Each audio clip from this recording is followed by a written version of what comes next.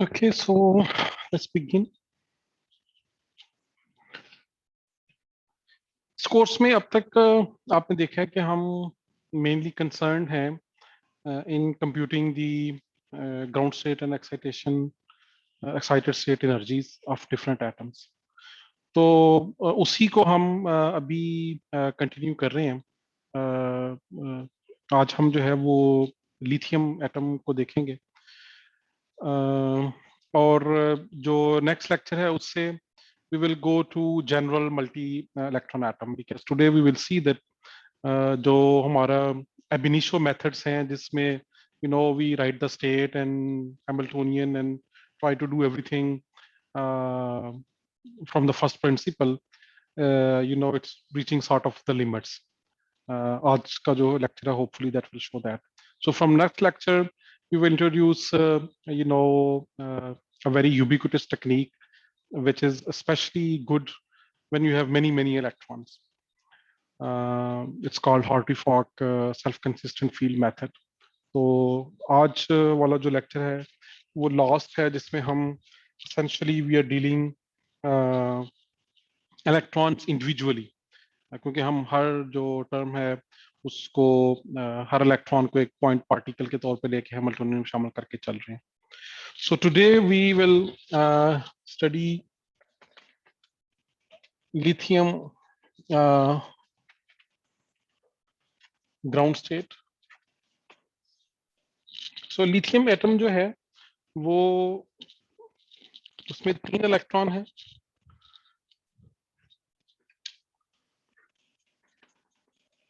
और जो ground state है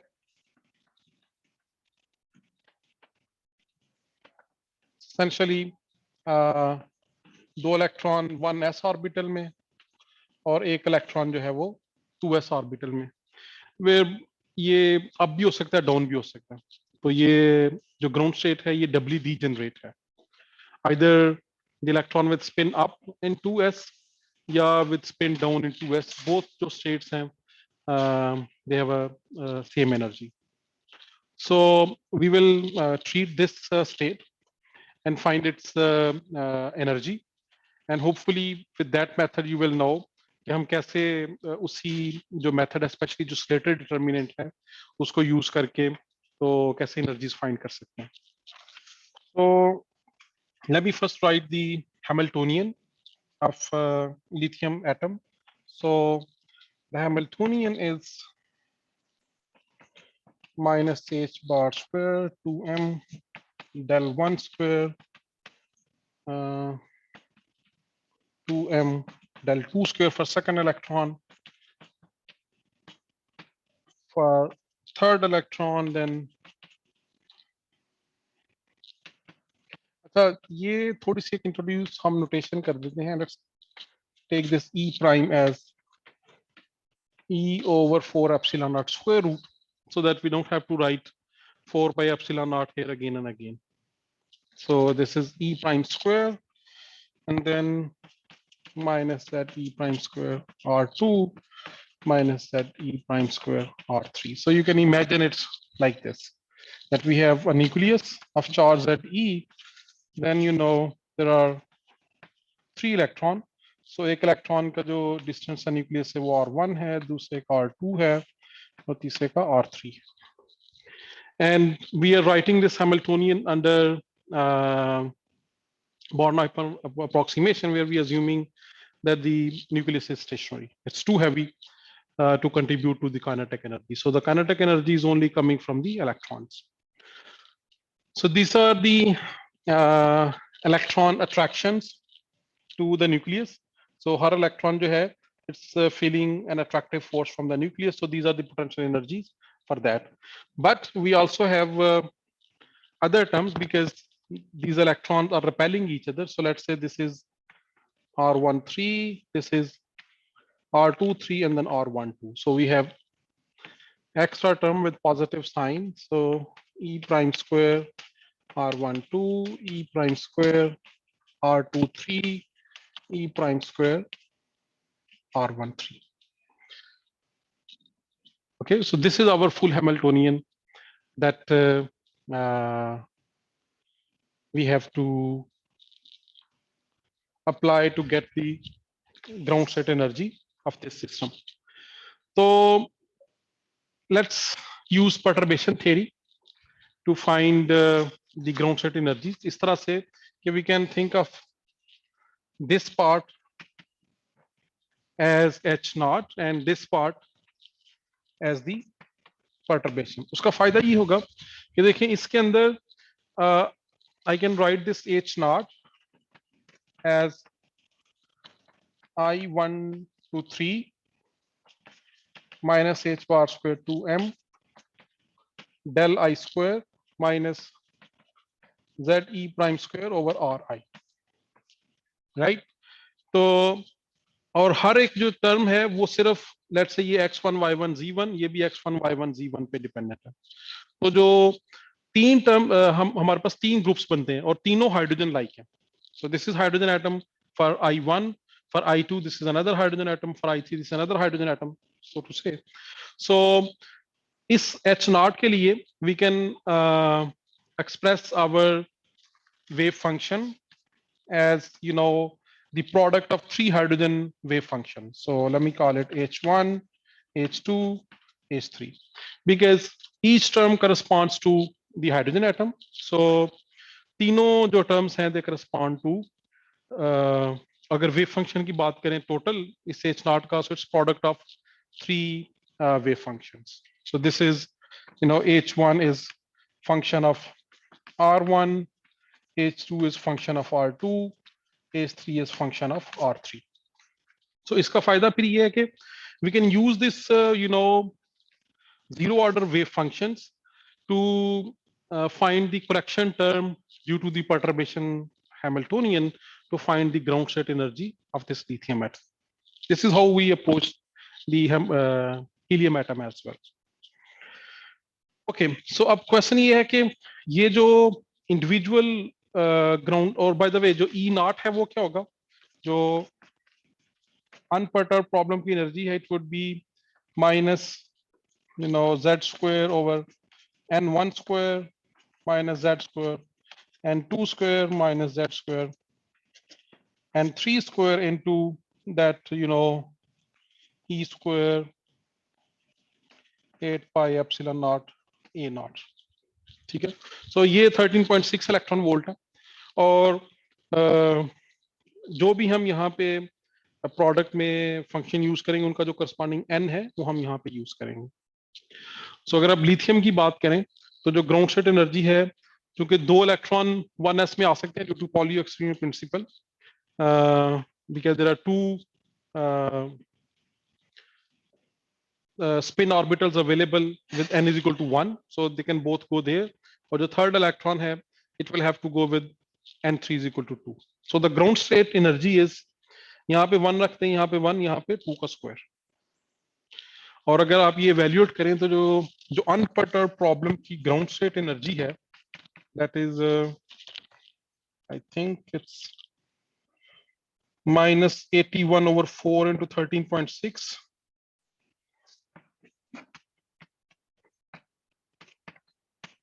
इलेक्ट्रॉन वोल्ट, ये आ जाएगी ग्राउंड स्टेट एनर्जी। और अगर हम वेव फंक्शन की बात करें तो जो वेव फंक्शन है,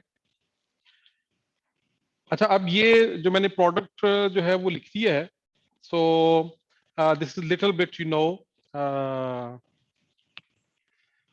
नॉट टोटली करेक्ट, क्योंकि हमें पता है कि जो साइन नॉट है ये डिफरेंट टर्म्स का प्रोडक्ट तो होगा, लेकिन it has to be in an antisymmetric form.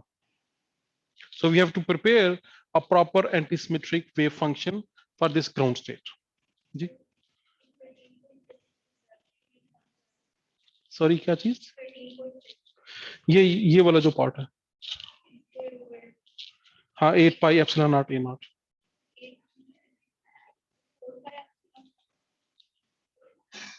नहीं वो वैसे उसमें 4 अगर सॉल्व करें तो यहाँ पे 8 आ जाता है जब एनर्जीज के सॉल्व करते हैं। ठीक है, okay, all right, so we have to come up with a correct antisymmetric wave function to represent the ground state. And then we will apply the perturbation term to find the correction, energy correction. So हमारे पास जो orbitals हैं वो बन रहे हैं 1s1 alpha 1 1s1 to beta 2 and 2s3.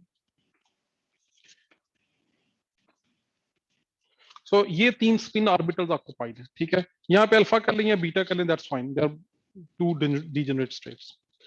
तो एक electron 1s में है, लेट्स से उसकी स्पिन अगर अल्फा है, तो जो दूसरा इलेक्ट्रॉन 1s में है उसकी स्पिन फिर उसके ऑपोजिट है, एंड सो ऑन। सो ये हमारे पास सॉर्ट ऑफ बेसिस स्टेट्स हैं। So using this basis states we need to construct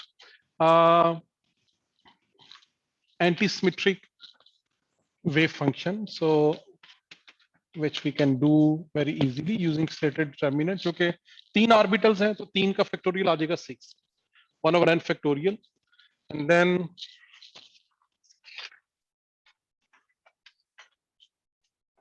so we have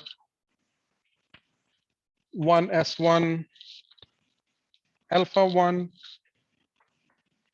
1s1 beta 1 और 2s1 अल्फा, ठीक है। सो आइडिया ये है कि जैसे यहाँ पे मैंने ये तीन ऑर्बिटल इस तरह से लिखे हैं, तो ये भी तो हो सकता है ना कि ये 1s अल्फा में सेकंड इलेक्ट्रॉन हो और यहाँ पे फर्स्ट हो और यहाँ पे या ये थर्ड यहाँ पे हो, एंड सो ऑन। सो इन तमाम जो पॉसिबल कॉम्बिनेशंस हैं इनको हम एंटी सिमेट्रिकली कंबाइन कर सकते हैं using this Slater determinant. And so the next row is for the second electron,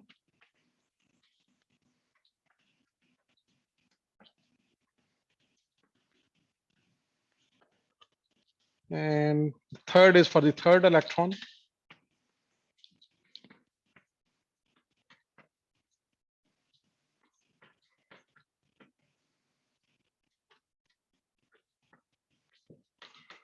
So basically we have included all possible arrangements for the spin orbitals. Electron 1 can be in any one of these, electron 2 can be in any one of these, electron 3 can be in any one of these, and all of those terms are there, and because of this special arrangement this turns out to be anti-symmetric with respect to exchange of any two electron. आप देख सकते हैं कि अगर आप one और two electron को interchange करते हैं कि one की जगह पे 2 लिख देते हैं, 2 की जगह पे 1, तो this is essentially equal to the interchange of two rows which will give a minus sign. जी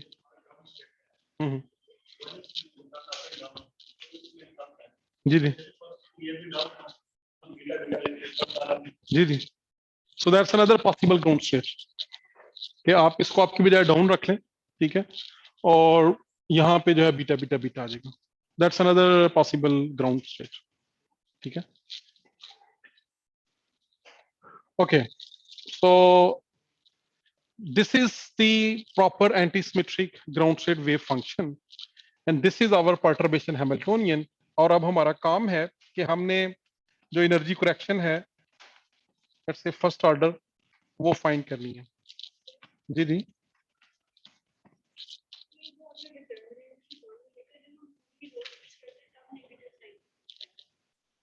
तो पूरी, क्योंकि इलेक्ट्रॉन 1 और 2 को जब इंटरचेंज करेंगे तो जहां जहां पे 2 है वहां पे 1 और जहां जहां पे 1 है वहां पे हम 2 करेंगे ना, that would be equivalent to the full row switching.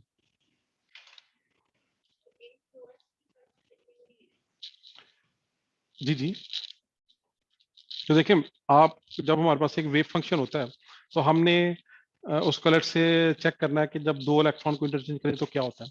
So essentially वो लेट से एक इलेक्ट्रॉन 1 एक 2 है, तो जहां जहां पे भी 1 के कोऑर्डिनेट है वहां पे हर जगह पे 2 के लिख देंगे और जहां पे 2 के वहां पे 1 पे लिख देंगे, ठीक है। सो ये जो वेव फंक्शन है इसमें अगर आप दो इलेक्ट्रॉन को इंटरचेंज करना चाहते हैं तो जहां जहां पे 1 है वहां पे 2 लिखिए और जहां जहां पे 2 है वो 1 लिखिए। So this would be equivalent to interchanging the rows, so that's why this will give a minus sign.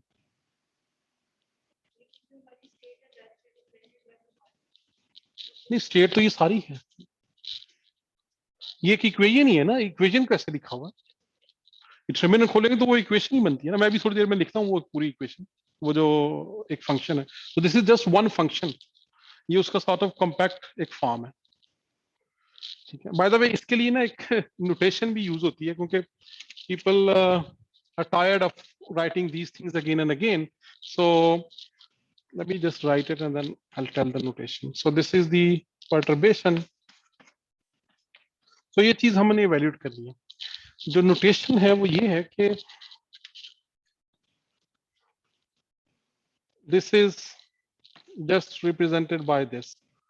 So 1s alpha, let's write 1s beta, 2s alpha. क्योंकि you know कि if you are told कि 1s alpha, 1s beta, 2s alpha से आपने बनाना है, तो you can quickly construct this thing. Actually there is even a shorter hand notation कि आप 1s 1s 2s लिखते हैं, और जहां पे स्पिन अप है उन ऑर्बिटल को कुछ ना करें, और जहां पे स्पिन डाउन है उनके ऊपर ये बार डाल दें। This is just a short hand notation, basically function तो हमारा यही है, ठीक है। एनीवे सो हमारा जो काम है कि हम अगर ये ग्राउंड स्टेट एनर्जी फाइंड करना चाहते हैं, तो हमने ये वाली तो फाइंड कर ली है एच नॉट की वजह से। जो एच प्राइम है उसकी वजह से जो करेक्शन है उसके लिए we have to find this number.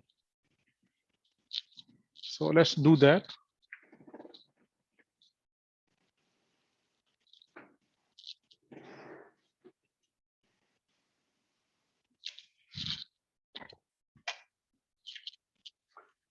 Okay उसके लिए पहले हम जो साई है उसको एक्सपैंड कर लेते हैं। तो अच्छा मैं एक्सपैंड कर लूंगा, आप जरा ध्यान रखिएगा कोई गलती ना हो।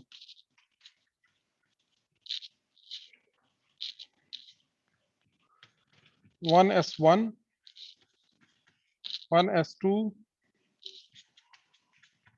To S three, alpha one, beta two, alpha three.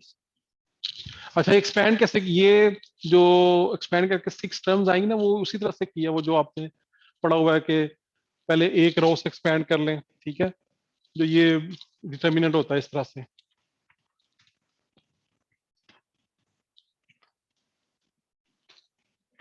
This is equal to A into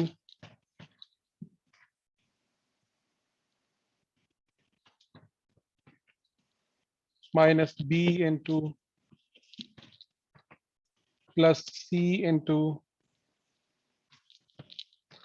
ठीक है, और आगे ये इसको इससे मल्टीप्लाई करें माइनस दिस, तो ये ए, तो दो टर्म्स इधर से आ जाएंगी, दो इधर से दो इधर से, ठीक है।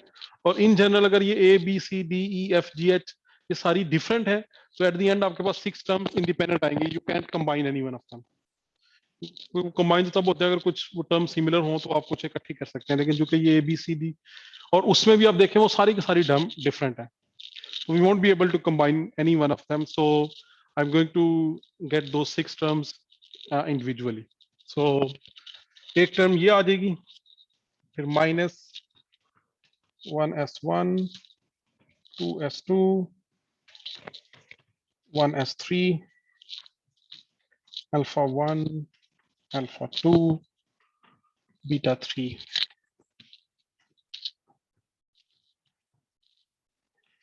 थोड़ा सा लेबोरियस काम है, but I want to do it once because this is the last time we will use this method in this way.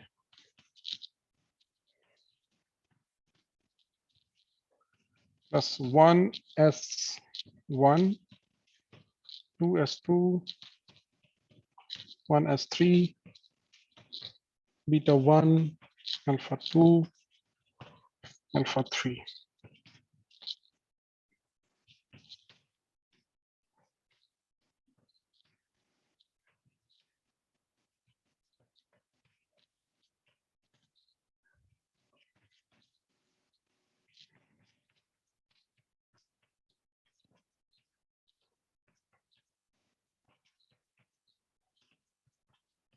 ये आ गया। तो ये इसीलिए 1/6 स्क्वायर रूट है कि ये 6 टर्म्स हैं, तो इससे ये नॉर्मलाइज हो जाती है स्टेट। तो ये हमारे पास वेव फंक्शन है, और जो एच प्राइम है, let me write that as well. So E prime is size 0, और एच प्राइम में है E prime square r12, E prime square r23, E prime square r13, like this. So इसको हमने evaluate करना है। So this would be equal to size 0 e prime square r12 size 0 plus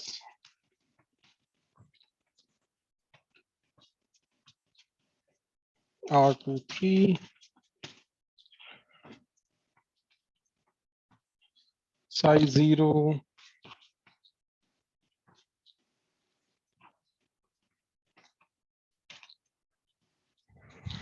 काफी सारी term हमने करनी है, और 6 इधर है 6 इधर है, ठीक है, और दरमियान में ये सैंडविच है। तो साजिद ये इन दोनों को प्रोडक्ट करें तो ये कितने इंटीग्रल हमने सॉल्व करने हैं?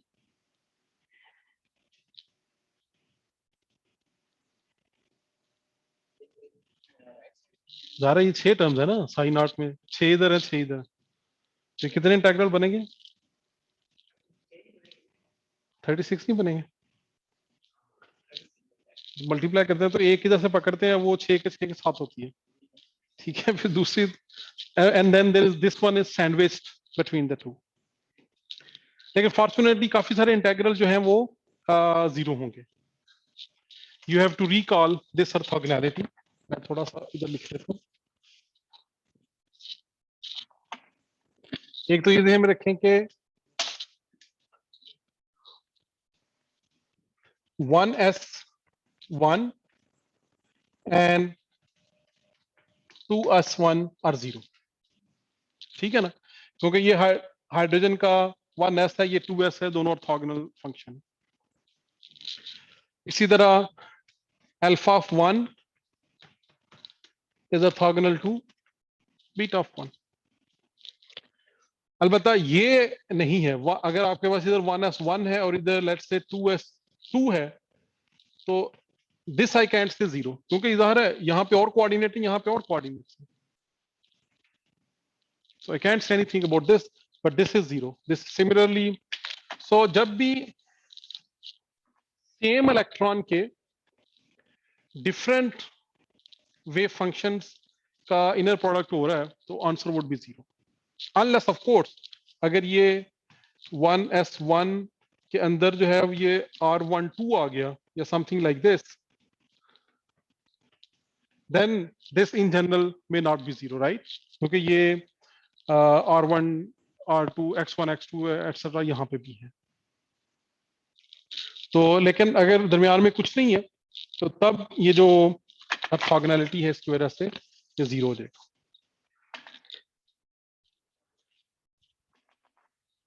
All right, so let's start doing it one by one. So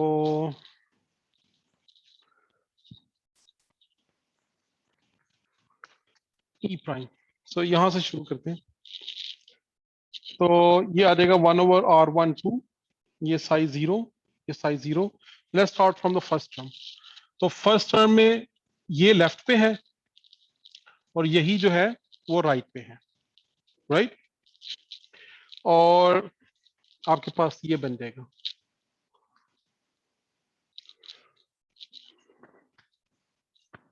1s1 square 1s2 square 2s3 square alpha 1 square beta 2 square alpha 3 square 1/r12, और इंटीग्रल है x1 y1 z1 के ऊपर, x2 y2 z2 के ऊपर, x3 y3 z3 के ऊपर, और 3 सम भी हैं। एक सम है ms1 के ऊपर, sum ms1 going from -half to half alpha के लिए, and then there is another sum on ms2, sum ms2 going from -half to half, and sum ms3 going from -half to half। लेकिन हमें already इस चीज का पता है अच्छा, अब ये है सिर्फ R12, इसका मतलब है कि जो R3 पे इंटेग्रल है ये क्या बन जाएगा 1, क्योंकि ये ऑर्थो नॉर्मल है, इनकी मैग्नीट्यूड 1 है। और इसी तरह क्योंकि ये R12 के अंदर स्पिन कहीं भी नहीं है, तो इसका जो सम है, क्योंकि वी नो दैट, अच्छा सॉरी ये मॉड भी होंगे,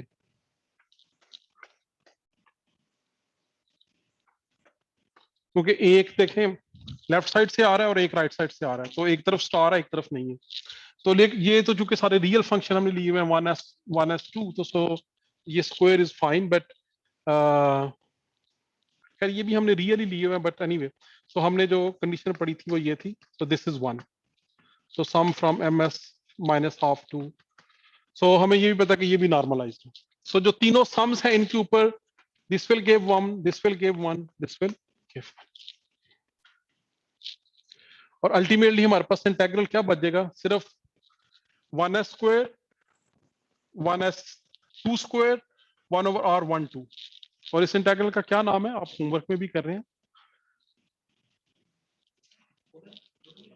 कूलम इंटेग्रल है, क्योंकि स्क्वायर है और इसके लिए जे का हम सिंबल यूज करते हैं, so this is J1s 1s, हाँ डायरेक्ट कूलम इंटेग्रल। तो इसका मतलब है कि जो पहली टर्म है वो हमने पकड़ ली है, and don't forget 1/6 on the outside, क्योंकि वो 1/6 स्क्वायर रूट है, तो इधर से 1/6 स्क्वायर रूट, इधर से ये 1/6, तो पहली टर्म आ गई J1s। Let's now see the second term. Second term में ये लेफ्ट साइड पे और ये राइट साइड पे है, and there is a minus sign, तो जरा ये देखते हैं क्या बनता है।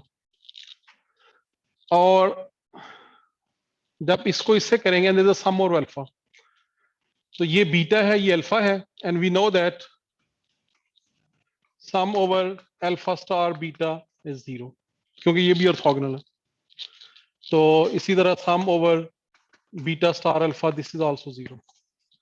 सो ये दो डिफरेंट है, और R12 में ये कहीं पे भी ms नहीं आता, सो इन पे ऑर्थोगोनलिटी अप्लाई होगी, तो इन इस टर्म का जो प्रोडक्ट है that will 0। I don't even have to worry about what others give. ठीक है, सारे समझ आ गई इस बात की। अब इस टर्म और इस टर्म का प्रोडक्ट देखें, इसका और इसका प्रोडक्ट होगा, तो हमने एक चीज तो नोट कर ली है, दरमियान में चूंकि R12 सैंडविच हो रहा है ना, और उसमें स्पिन कहीं नहीं है, तो इसलिए बेहतर आप स्पिन वाले को पहले देख लें। अगर तो सेम इलेक्ट्रॉन के कोई डिफरेंट फंक्शन आ गए तो ऑर्थोगोनैलिटी से वो जीरो टर्म जीरो हो जाएगी। सो ये अल्फा 1 है, ये बीटा 1 है, सो ये प्रोडक्ट भी जीरो हो गया। मरीम आपको समझ आ रही है बात? आप इसका और इसका देखें, बीटा और वो अल्फा है, so this is also gone. ये अल्फा है, ये अल्फा है, ये बीटा, ये सो ये भी चला गया। अब लास्ट वाली देखते हैं, अल्फा 1 बीटा 2, सो ये जो है बचे, क्योंकि ये अल्फा स्क्वायर बीटा स्क्वायर ये सारे जो है ये 1 1 देते हैं। सो अब इसका बाकी का देख लेते हैं अभी, क्योंकि हो सकता है कुछ और कहीं पे जीरो हो जाए। ये 1s3 है, ये 2s3 है, तो ये भी ऑर्थोगोनल है, सो बाकी सारी टर्म जीरो होगी। सो हमारा 36 में से जो 6 इंटेग्रल्स है वो हमने सॉल्व कर ली है, and the answer is this. अब लेफ्ट साइड पे इस टर्म का प्रोडक्ट देखते हैं सबके साथ। इसका जब इसके साथ होगा तो जीरो, हमने पहले ही देख लिया होगा जब इधर से इधर हुआ था। जब इसका अपने साथ होगा तो वो तो नॉन जीरो ही होगा, but let's see what it is. जब इसका अपने साथ होगा तो ये alpha square 1 alpha square 1 beta square 1 1s3 square 1, तो बच जाएगा 1s1 और 2s2। सो ये this is a coulomb integral 1s 2s, और प्लस साइन क्योंकि ये माइनस इंटू माइनस प्लस हो जाएगा। अब इसका इसके साथ देखते हैं, अल्फा अल्फा बीटा, ये बीटा अल्फा बीटा, ये दिस इज गॉन। सो इसमें देखते हैं अल्फा इंटू बीटा, ये भी चली गई, alpha alpha alpha alpha, so ये टर्म लगता है होगी। सो इसको देखते हैं, इन दो का प्रोडक्ट है। साइन पहली बात है कि नेगेटिव होगा, क्योंकि माइनस है ये प्लस है, और ये 1s3 है, ये 1s3 है, तो ये नॉर्मेलिटी की वजह से ये 1 हो जाएगा। अब इधर हमारे पास आ जाएगा 1s1 2s2 और इधर है 2s1 1s2, ये एक्सचेंज इंटीग्रल बन जाएगा, ठीक है ना, क्योंकि ये 1s1 है और इधर 1s2 है, इधर 2s2 है उधर 2s1 है। So this is an exchange integral with minus sign between 1s and 2s। यहां तक आगे, क्योंकि ये माइनस साइन है और ये प्लस है। अब इसके साथ देखते हैं अल्फा अल्फा बीटा, नहीं ये भी बच जाएगा, ये कर लिया, अच्छा ठीक है, ये वाला करते हैं। सो अल्फा बीटा, सो ये अल्फा और ये beta, this is gone. Okay, दो टर्म्स हो गई।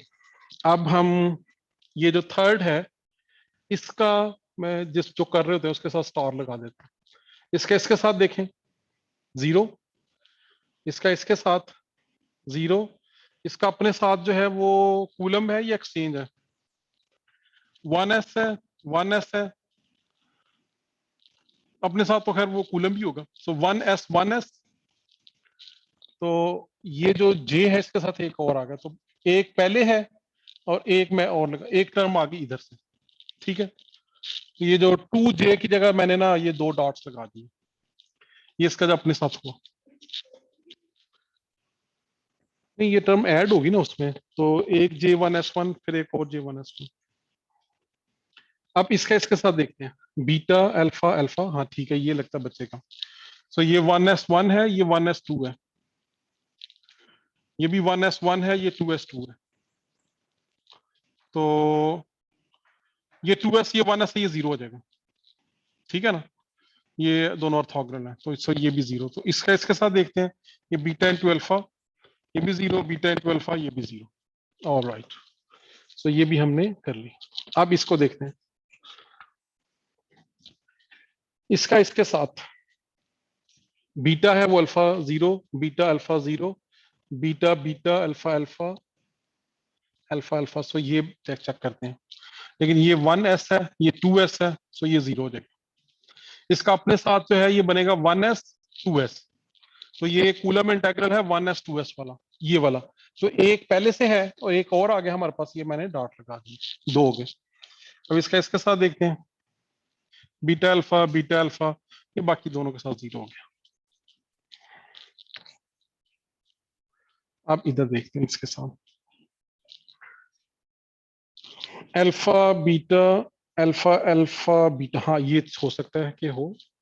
सो ये 1s3 है, ये 1s3 है, ओके, नॉर्मल से 1 आ जाएगा। ये 2s 1s, ये 1s 2s, तो ये एक्सचेंज इंटीग्रल बन गया।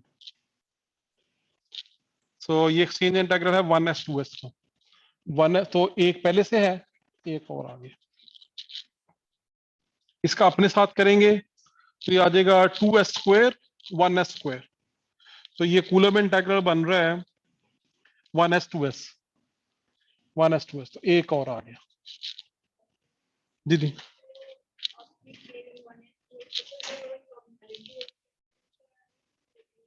सॉरी, किसके साथ?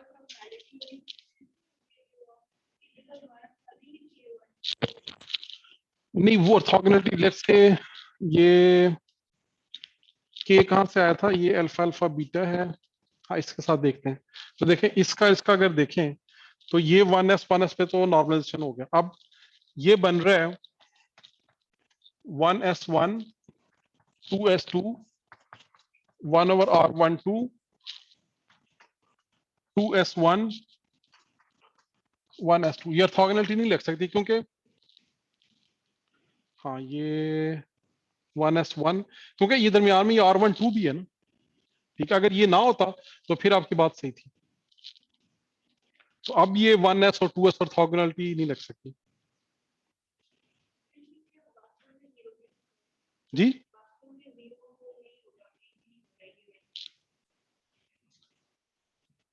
किसमें 0 नहीं हो रहा?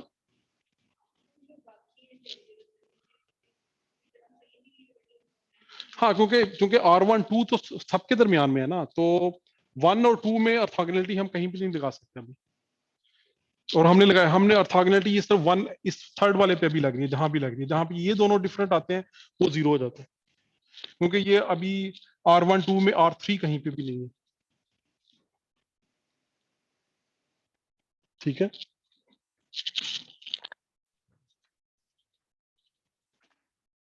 इस पे थे हम तो, ये हमने सेल्फ वाला शामिल कर लिया।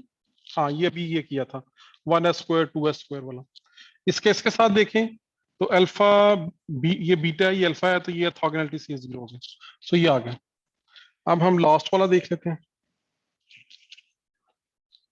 इसका पहले के साथ alpha beta alpha alpha beta alpha 1s3, और वो 2s3 है, तो ये ऑर्थोगोनैलिटी से जीरो हो गया। ठीक है, इसका इसके साथ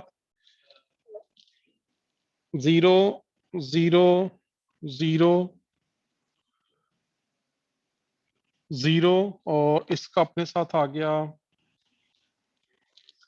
2s² 1s²। so this is Coulomb integral 1s 2s Coulomb integral, ये एक और आ गया। ओके, ये हमारे पास आ गया। सो 36 में से 1 2 3 4 5 6 7 8 जो इंटेग्रल्स हैं वो नॉन जीरो है, और बाकी जीरो इंटेग्रल है।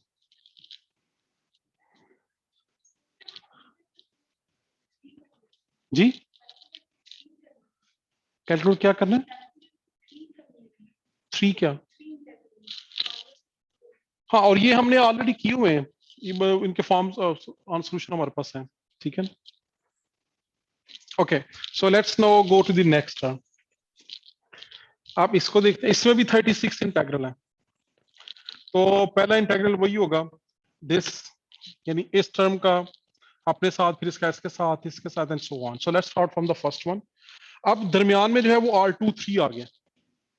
ठीक है, तो जब इसका अपने साथ होगा तो आपके पास इंटेग्रल बनेगा 1s1 1s1², तो ये नॉर्मेलिटी से 1 हो जाएगा, 1s2 आ जाएगा, 2s3,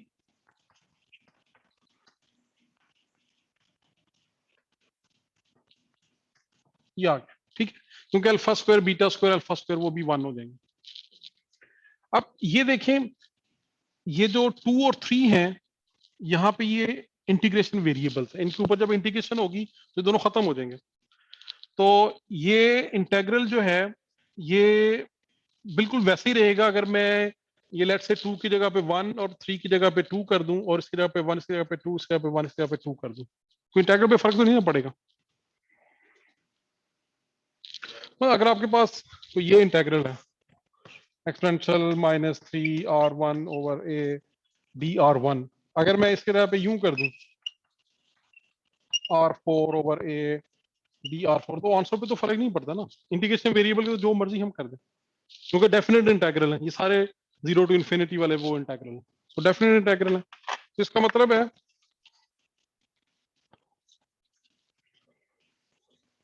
कि ये जो इंटीग्रेशन वेरिएबल है 2 3 2 3, इनके जो मर्जी नाम हो वही इंटीग्रल रहेगा। सो अगर आप इसको देखो तो this is still then J1s2s। बस ये है कि इसके अंदर इंटीग्रेशन वेरिएबल थे R1 R2, इसके अंदर इंटीग्रेशन वेरिएबल है R2 R3, लेकिन जो फंक्शन की फॉर्म है वो एग्जैक्टली सेम है। सो जो पहली टर्म है उससे हमें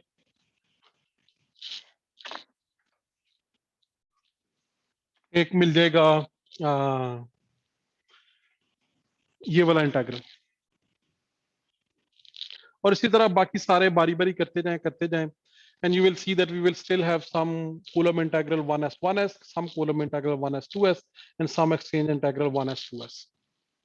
और सिर्फ इंटीग्रेशन वेरिएबल इस दफा R2 R3 होंगे, लेकिन चूंकि वो इंटीग्रेशन वेरिएबल है डजंट मैटर, जो इंटेग्रल्स हैं वो यही होंगे। तो दो इधर से आपको मिल जाएंगे J1s, 4 जो है वो मिल जाएंगे 1s2s, और 2 एक्सचेंज इंटेग्रल मिल जाएंगे। फिर जो थर्ड टर्म है उसको भी आप ऐसे ही देख लें, तो 2 इधर से और मिल जाएंगे, 4 इधर से ये आ जाएंगे, और 2 इधर से ये आ जाएंगे।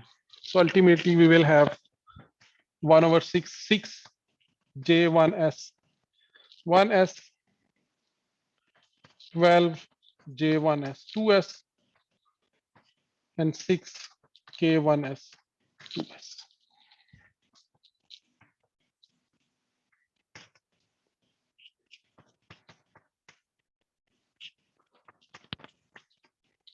तो ये हमारी आ जाएगी first order energy correction.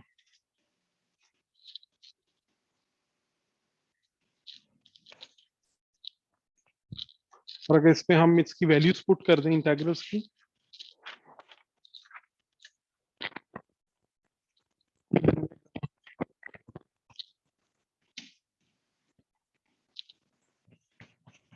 Five over 8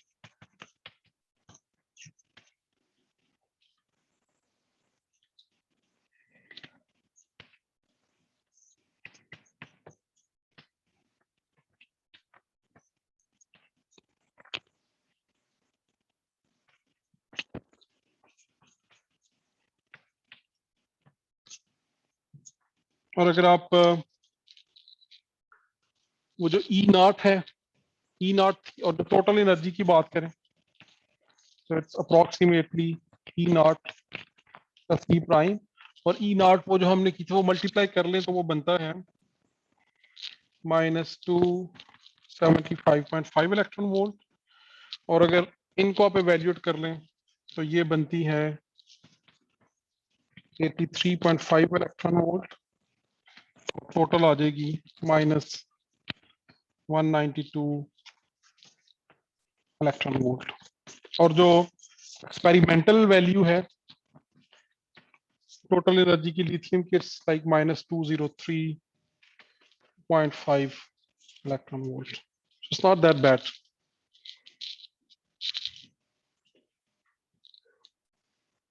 सो अगर आप सिर्फ इंडिपेंडेंट पार्टिकल मॉडल को लें जिसमें हम तीनों इलेक्ट्रॉन को हाइड्रोजन एटम में ट्रीट करके जस्ट उनकी एनर्जीज को ऐड करते हैं तो आता है -275।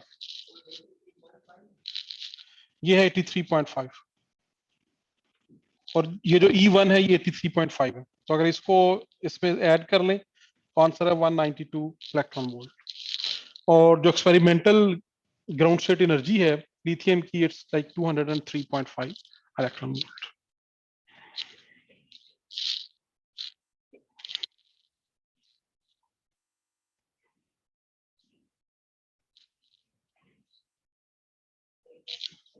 जी ये भी काफी है क्योंकि हमने काफी सारी चीजें इस पे इग्नोर की हुई हैं। एक तो ये कि this is just the first order energy correction, और हमने जो ग्राउंड स्टेट है उसमें सिर्फ एक ही कॉन्फ़िगरेशन लिया। मैंने साइनाइड साई जो नॉट है उसको ये ले लिया, but we can just say कि जो ग्राउंड स्टेट है उसमें इलेक्ट्रॉन जो है वो इसी कॉन्फ़िगरेशन को करस्पॉन्ड करेंगे, क्योंकि ये जो हमने अज्यूम किया है ये वाली कॉन्फ़िगरेशन कि ये 1s में दो इस तरह से हैं, so we are still thinking in terms of independent particle model जिसमें हाइड्रोजन की तरह के हैं, but when you have more than one electron actually this 1s 2s they are gone, they are not there. ये जो just एक हम अपनी जो मेंटल पिक्चर है वो फोर्स कर रहे हैं एटम के ऊपर, ठीक है। सो जो मेन वो है एरर का जो सोर्स है वो बेसिकली ये थिंकिंग है, ठीक है। तो इसलिए हमारा जो डिफरेंस है वो काफी ज्यादा है। अलबत्ता ये जो है this is still powerful in a sense that this gives us a way of imagining. So the next actually method that we will study is we will begin to modify the functions themselves. Okay, let's say जब तीन electron हैं तो instead of in exactly hydrogen like orbitals they might be in some deformed orbitals, कि hydrogen atom को जो orbital थोड़ा सा deform कर लें तो then but you can still think of let's say 1s के जो दो ऑर्बिटल्स हैं वो थोड़ी सी डिफॉर्म शेप में अभी भी दो ऑर्बिटल्स हैं, so you can fill one electron another electron and then the outer orbit is also deformed and you can put the third electron in the outer one, but those deformed orbital will have different energies and they will be much closer to the experimental value.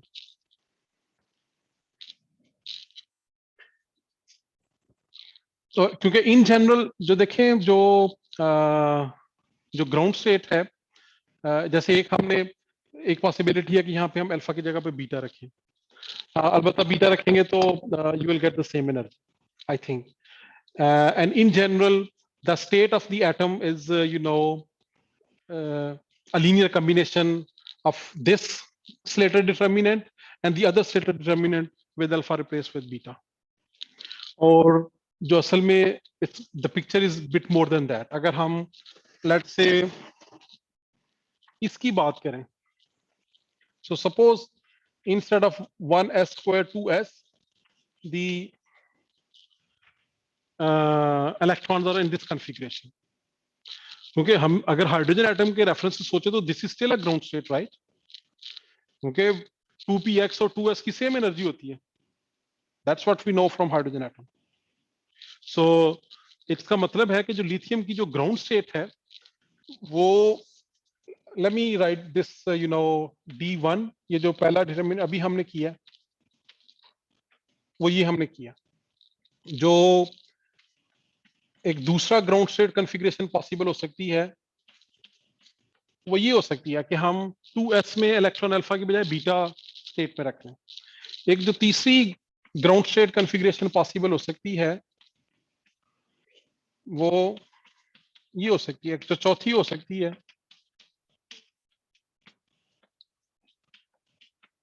And so on. And in general जो ground state configuration है, it is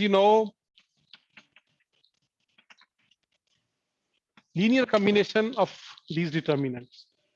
So we call each one of them as one configuration. So एक ये configuration possible है, एक ये configuration possible है, and in general our ground state would be a linear superposition of all of these configurations. And actually there, अब ये भी जो 1s 1s 2px है, they are still hydrogen type orbitals. But अगर आप linear combination लें तो you can get closer to that. What we actually need now is a systematic method of coming up with better spin orbitals, which may start from the hydrogen atom. क्योंकि हम उसमें we will develop a variational method. It's called Hartree-Fock method in the from the next class onward. कि जिसमें we will start from the hydrogen like orbitals, and then we will slowly modify them. And through the use of variation principle, we will minimize the energy of the overall state and then try to get to the ground state from that. So in the process, not only we will have the ground state energy, but also sort of better individual orbitals for electrons, which are different from hydrogen orbitals. और उनका फिर फायदा ये है कि when you study the formation of molecules, so चूंकि molecules में we're not always concerned with hydrogen atom. We have atoms more complicated than hydrogen. For example, carbon, oxygen, etc. उनमें काफी electrons हैं.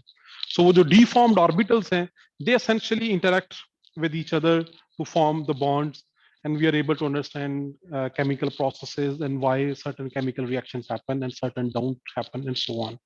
So all of this, towards the end of the course, hopefully will lead to that picture where we will be able to imagine molecular orbitals from there. So from the next lecture, essentially, we will start deforming the hydrogen orbitals into more realistic orbitals for multi-electron atoms. And then from there on, we will extend towards molecules. And that hopefully will complete a picture of imagining molecular interaction and molecular processes that then have, feed into a lot of applied areas, all the way from drug discovery to interaction of molecules and proteins, etc. Anyway, so this general configuration is in general a sum of, linear sum of all of these determinants. So for a small quiz today, I would ask you to solve for E prime for the D3, which I have written here. So take psi 3, psi naught to be D3, where D3 is specified here, and find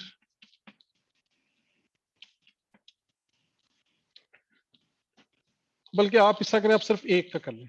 Let's say just for R12, क्योंकि असल में R23 और R उसके लिए इसमें थोड़ी सी you shouldn't be expecting कि R12 का जो रिजल्ट है वो R23 का भी वही होगा, क्योंकि the orbitals is no not all s orbitals, but just do it for this term. पहले तो sin art evaluate करें and then evaluate this term. B3 है,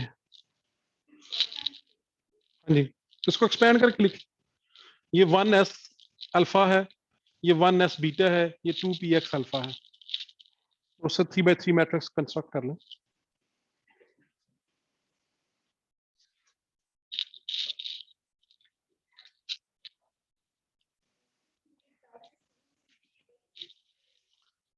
नहीं, उसमें यहां पर क्लास के शुरू, हाँ ये जो है इसकी जगह पे 2px आ जाएगा बस, ठीक है, बाकी हर चीज वही रहेगी।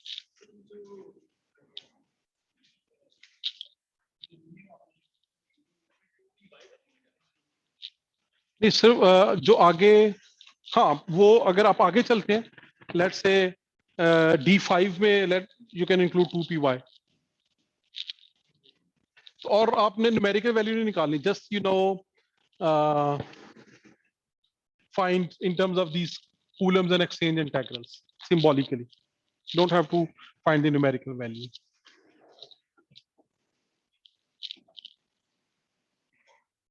Okay, so this is the D for which you have to do it. Did he? Mm-hmm.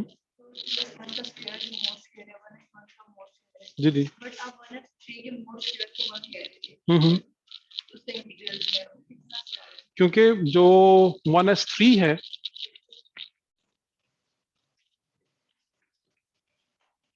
अब इसमें कहीं भी वो R था नहीं, क्योंकि R12 था, तो दिस इज 1s ऑर्बिटल जो है ये नॉर्मलाइज है, सो नॉर्मलाइजेशन की वजह से दिस इज 1।